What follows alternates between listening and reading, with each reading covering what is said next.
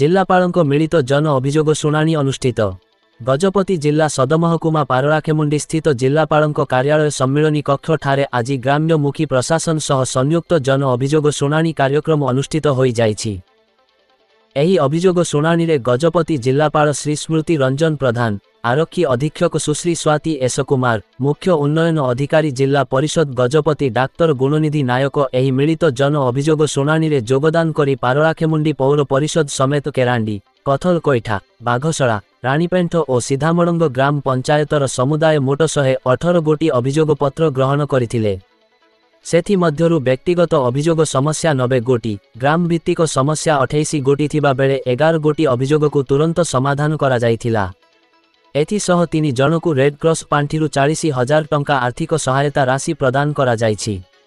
आजिर एही अभियोग शुणाणी शिविर रे सामाजिक सुरक्षा, जमी पट्टा, मनरेगा, गृह निर्माण, राशन कार्ड, शिक्षा, जलसेचन एवं रास्ता समस्या भली विभिन्न समस्या नहीं अभियोग आसीथिला।